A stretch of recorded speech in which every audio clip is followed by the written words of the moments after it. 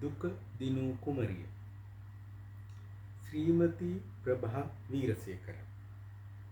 ඇයි වෛද්‍යවරියක් දරුවන්ට ලියපු පොතක්. අවුරුදු 8-10 දරුවන්ට සුදුසුයි කියලා ඇය සඳහන් කරලා තියෙනවා. ඉතින් මේ අපූර්ව පොත අතට ආවට පස්සේ මට හිතුණා මේ පණිවිඩය ඔබට දෙන්න ඕන කියලා.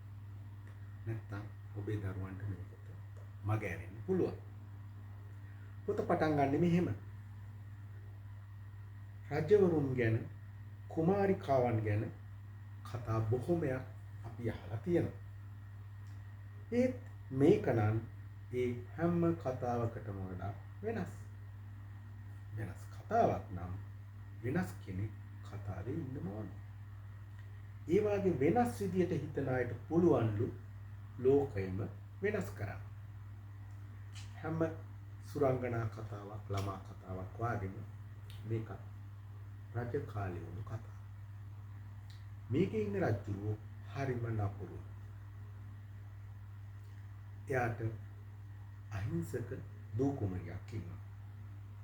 මේ රජුරෝ නීතියක් දානවා රටවැසියන්ට කිසිම කෙනෙකුට දුකින් ඉන්න තහනම් කියලා. දුක තහනම් නීතියක් දානවා.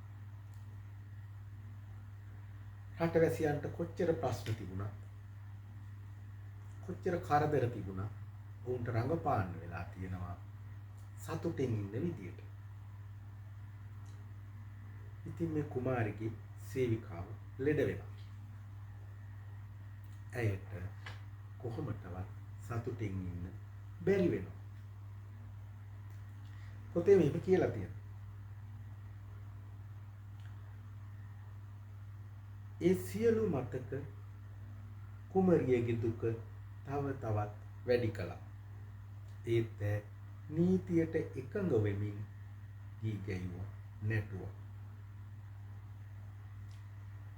දියවි යන ඉටි පහනක් වගේ ඇගේ පෙනුමද මලානික වුණා.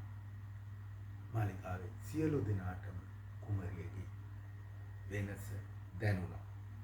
ඒ කිසිවෙක් ඒ ගැන කතා නොකරන්න මග බලා ගත්තා. එහෙම තමයි කුමරියගේ දුක ගැන පොතේ සඳහන් වෙලා තියෙන්නේ. ඊට පස්සේ මොකද කරන්නේ? කාලය ගෙවිලා ගියා. මාලිකාව තුල ජීවිතය කුමරියට ඉතා අමිහිරි වුණා. දවසේ වැඩි වෙලාවක් මාලිකාවෙන් පිටත රාජකීය උද්‍යානය තුල සිටීමට ඈ පුරුදු වුණා. මේ විදියට කතාව ගිහිල්ලා අන්තිමට කොහොමද ඇය මේ රජුරුව විසින් පනවපු දුක තහනම් නීතිය අයින් කරගන්න. අපි හැමෝම දන්නවා අපිට අඬන්න වුණාම අඬනවා. අපිට දුක හිතුනම දුක් වෙන්න ඕන. අපේ දුක තවත් අය එක්ක බෙදා ගන්න. එතකොට තමයි අපි සුවපත් වෙන්නේ. ඉතින් අන්තිමට මේ වෙනස් කුමරිය කොහොමද මේ රටේ මිනිස්සුන්ගේ දුක නිවුවේ සහ දුක හිතුනම දුක් වෙන්න ඉඩ ලබා දුන්නේ කියලා ඔබටත් දැනගන්න පුළුවන්.